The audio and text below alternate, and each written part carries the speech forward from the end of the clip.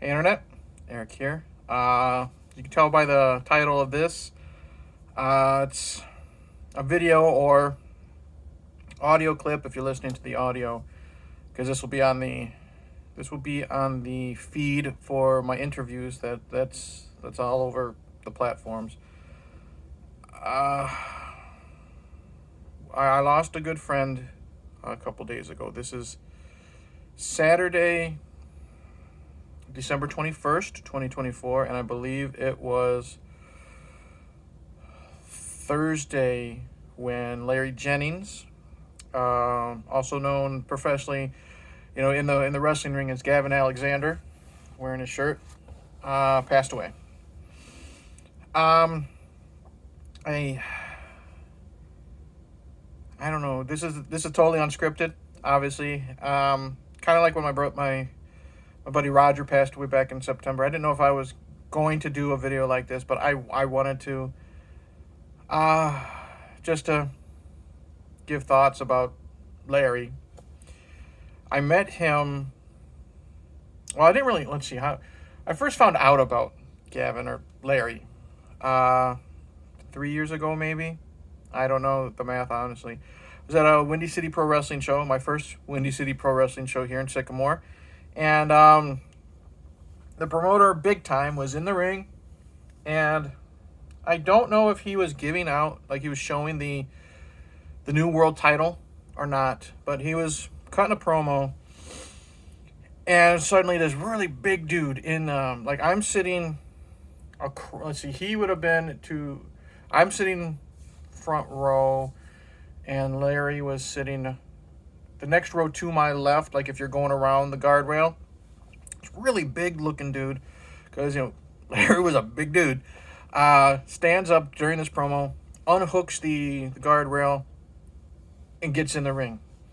And there is this shit talking promo going back and forth between him and Big Time. Didn't know, you know, who the hell Gavin was. Larry, I'm gonna go back and forth with who. I didn't know who he was, you know, but I could tell he had this heel persona that I missed in wrestling. I've said it to him before. This guy that would come down, flirt with your girlfriend, slap you for getting in his face, and then calling her a skank afterwards. You know what I mean? He's that type of heel, shit talker. Doesn't give a shit if he has anybody to be his friend. That type of fun stuff. That's missing in wrestling. I once said he reminded me of Dr. D. David Schultz, the way he cut promos, or even Atticus Kogar. Anyways, they do this promo with each other. He's talking about the history of WCPW and everything, and it leads to a no DQ match at their next show. Um, Larry wins the match, gets a chair shot to the head. He's busted open. He does the great signing the contract in blood thing, and I became a huge fan. My daughter really liked that fight, and him and I became Facebook friends, and we just started chatting a lot. And I would watch his promos. He had great old school promos, like they were always black and white. They looked like they were recorded off shitty VHS tapes. I loved it. He did not hold back with the language. I remember there was one build-up. He was getting a tattoo on his hand when he was prepping for that fight with Big Time. And he and I got to know each other.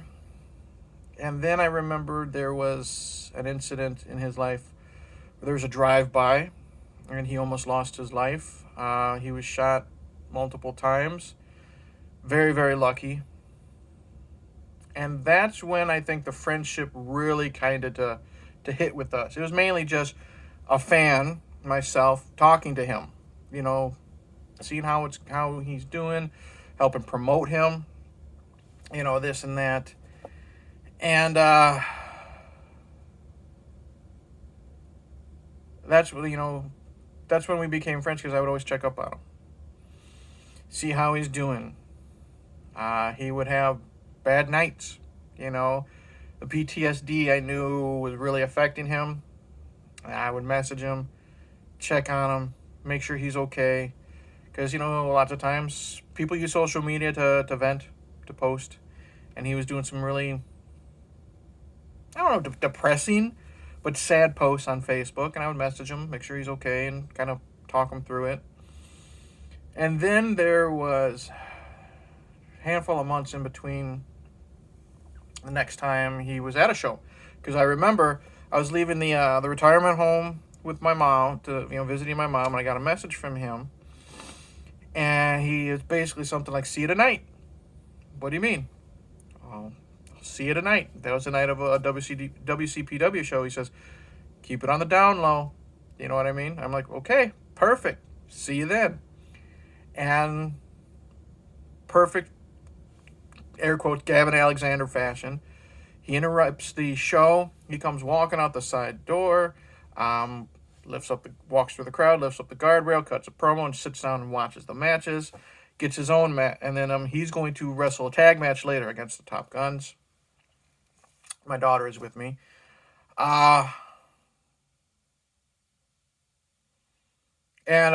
He and his tag team partner, I don't know if it's Ragnar the Ruthless, I think his name was.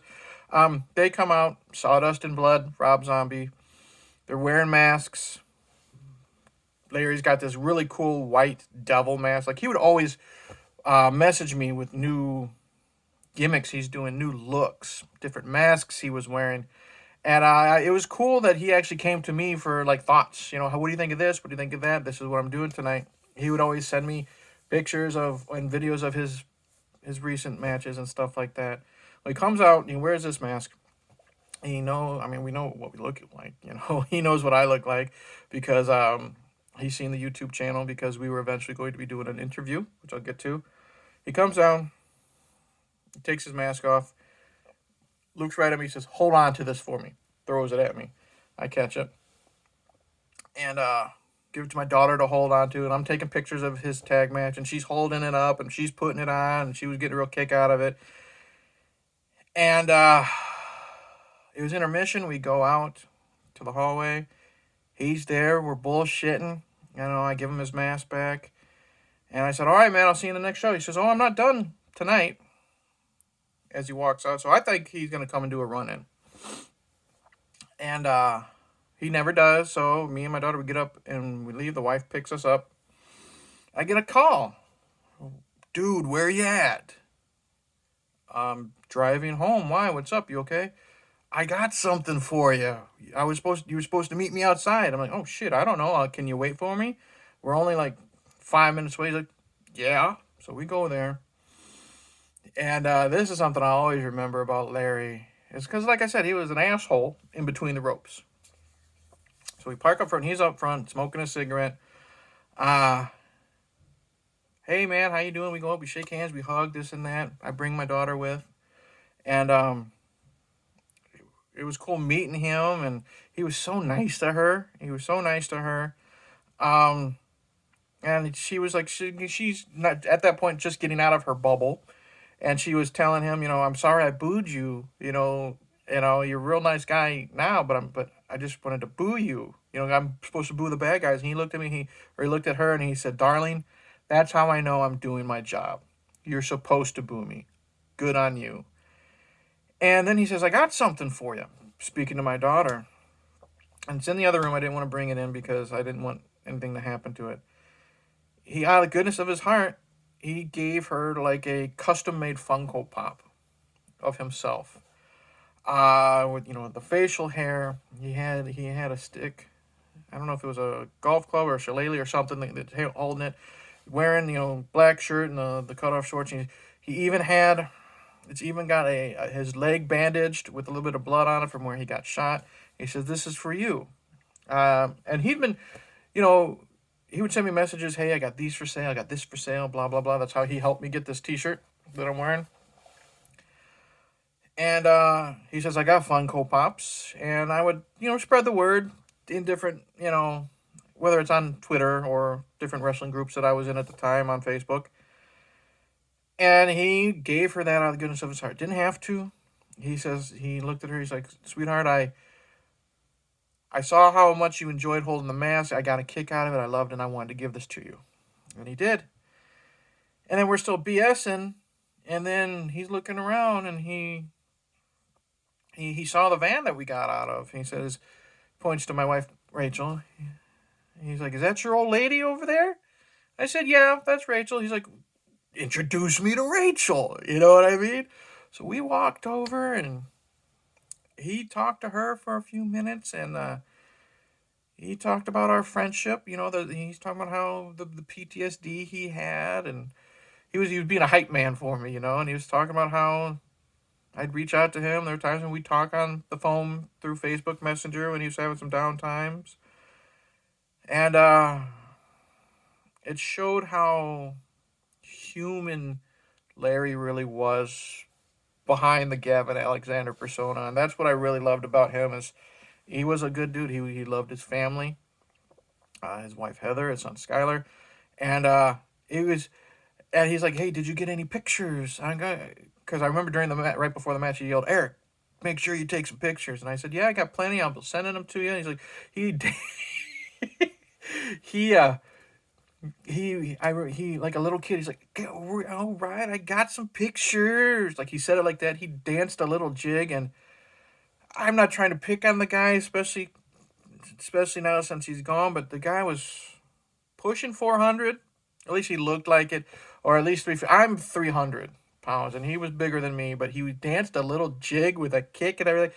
Sweetest and funniest fucking thing I've ever seen. But we shook hands, and I told him to stay in touch and all that stuff, and he did. We did all throughout years, a couple years that we've known each other. There's been nights when he would, I remember one time he called me because he was coming home from a show and the fucking car threw a tire. And he's like, "I'm stuck here for like 2 hours, and we talked for a little bit. And he was a good dude. I remember we would bullshit about he had an upcoming match with Mickey Knuckles, who is one of my favorite deathmatch wrestlers, and eventually we finally got that interview going. I wanted to interview him. Like, independent wrestling helped me get out of my little bubble, and I thought maybe interviewing wrestlers would do it.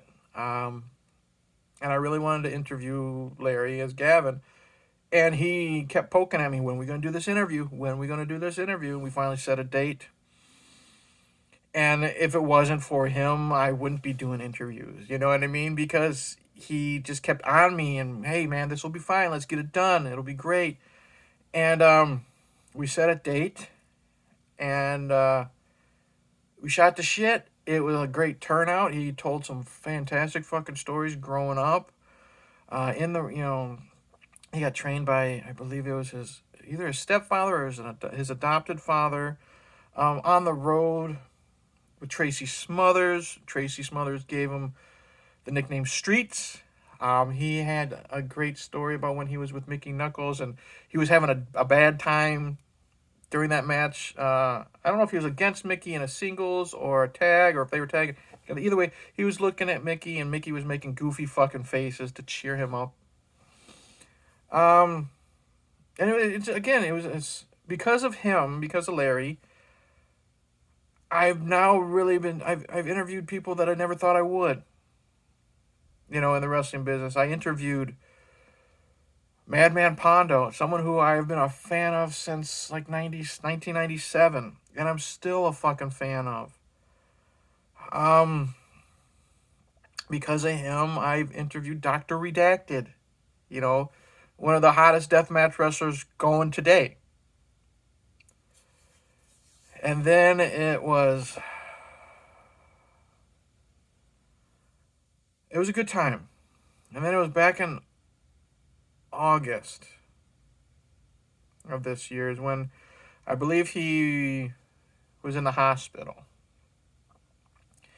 And he'd been still having his bad days. He, still dealing with PTSD from the shooting and money troubles and this and that. And, I was there to lend him a hand, lend him an ear, stuff like that. And I know he said he'd been suffering from headaches or pain or something.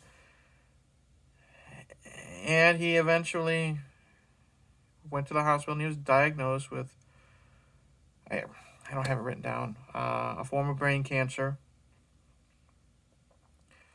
But we'd still keep in touch. He would still message me. I'd still message him, checking in on each other. And it's now December. So 5 months. September, October, November. 4 months.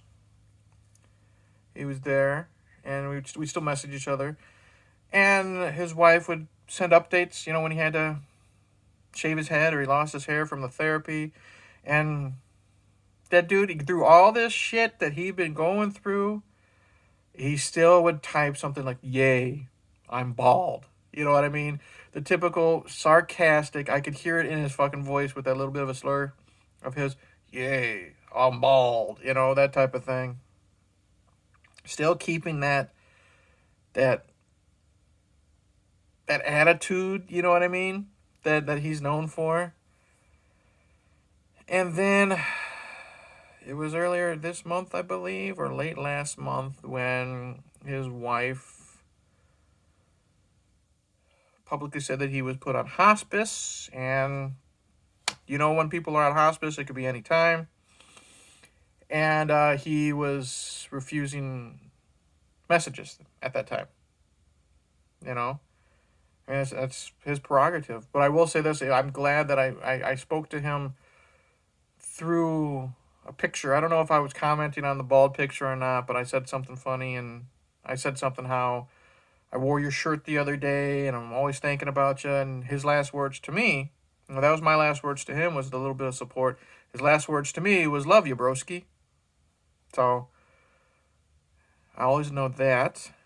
And then we'd still get updates, picture updates, people visiting him. And then it was just the other night when his wife posted that he was gone. And it was late at night when I saw it. I sent my comment and I tried to go to sleep. And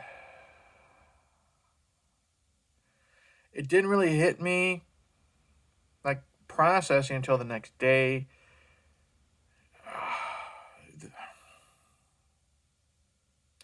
When I started seeing all the RIP stuff on Facebook that he was tagged in, because it was all over my feed, because he was loved by a lot of people. Some wrestlers I never heard of. Mickey Knuckles posted something as well. And then that's when I went everywhere. I posted on the YouTube community channel, my YouTube community post. I posted on Facebook. I posted on Instagram. I posted on X. Because I don't really like to show, like, Eric. You know what I mean? It hurt me back in September when my buddy Roger from Channel Dawnstar passed. And if it wasn't for Roger, I wouldn't be on YouTube. He's the one that kicked me in the ass to do YouTube. And I didn't post about it. And it took me a couple weeks to make a video on Roger. And I'm glad I did, because it was all real, like this video is here. All unscripted, from the heart. And it helped me accept that Roger had passed. And then now when I did those posts for Larry, it helped me acknowledge that he's gone. And I'm just a fan and a friend. I can't imagine what Heather and Skylar are going through. Although I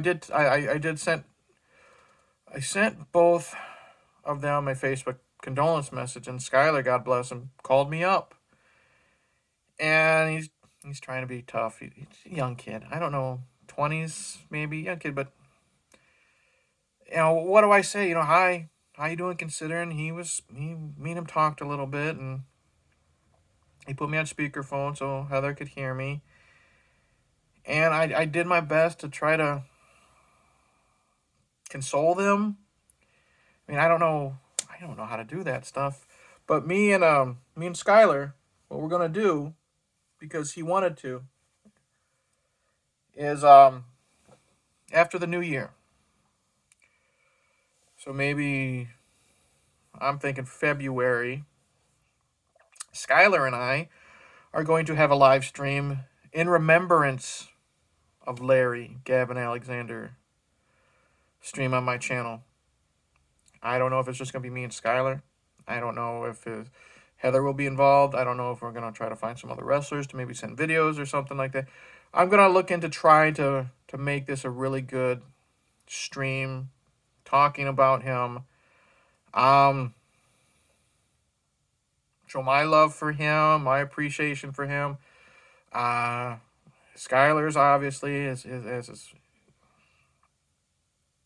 because I know Larry he talked about it in the interview a little bit that he was training Skylar for life in pro wrestling, and he was so proud because he would send me videos. He sent me a couple of Skylar's videos. I know Skylar's first match I think was a battle royal, and I think there was a tag match he was in.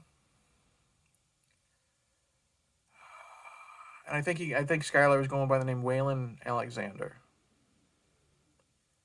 And it proud papa moment, with Larry. I was so happy for him.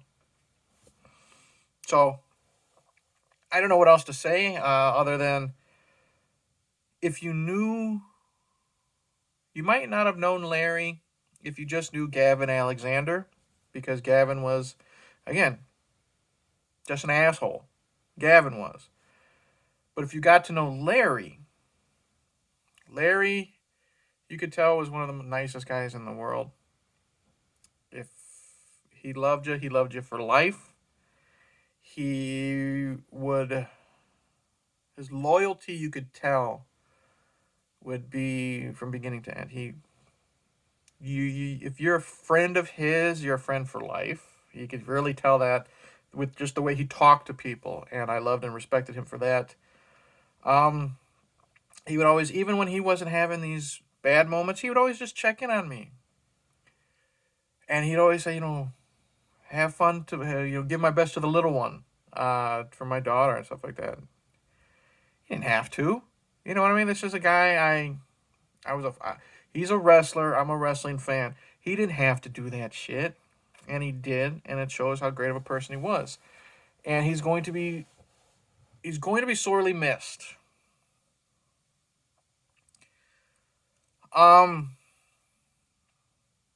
Yeah. So I wanted to do this little video or audio if you're listening to it. Like I said, it's going to be on the feed to remember Larry Jennings as the man, remember him as Gavin Alexander, and just in my own way kind of say goodbye. My condolences to everyone who knew him, especially Heather and Skylar. He will be missed by everyone. I'm repeating myself, I know, but he will. He really will. He's no longer in pain. That's how I'm looking at it. I look at it like because the anniversary of my own father's. This is what I kind of told Skylar.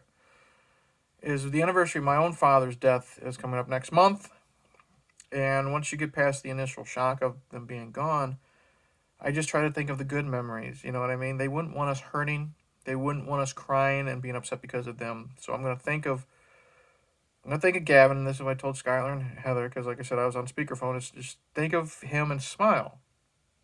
Think of the good times, the happy times, the lifetime of memories that you'll have. It doesn't have to be the last moments of his life. You know what I mean? And that's what I'm gonna do concerning Gavin, Larry. Yeah. So what I wanted to do is end this. With every interview I do, I always end it, and as morbid as it sounds, it's a remembrance video for Larry. Every interview I end saying, if you knew this was your last time on Earth, what would your final meal be? Larry went all out. All out. But he did want to add some drinks in there. He said he would start with a Dr. Pepper. I don't have any Dr. Pepper. But then that motherfucker said, I drink a whole bottle of Gentleman Jack. I can't fucking do that. As much rot gut as I have, Larry, I can't do that. But I did buy this specifically for you, for this, dude. If you're watching, I don't know if there is an afterlife, man. I really don't. We never know. We never know until it happens.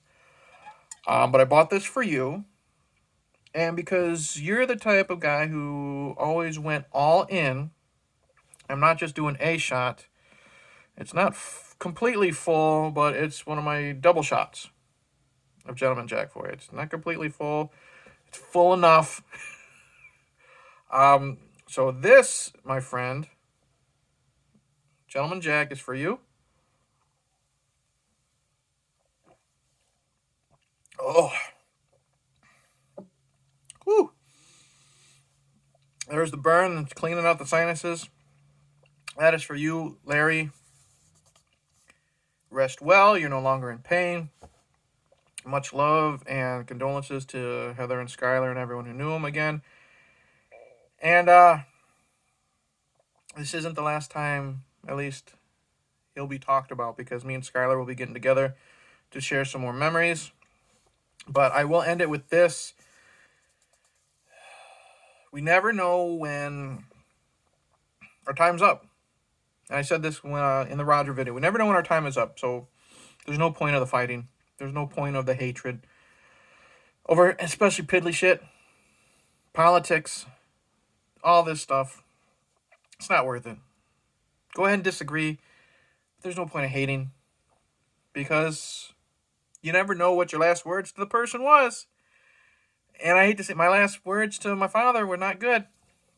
But my last words to Larry were, something positive, and he said, love you, broski. So you never really know. So I'm going to end this. Much love to everyone watching or listening. Much love to the Jennings family. Much love to everyone that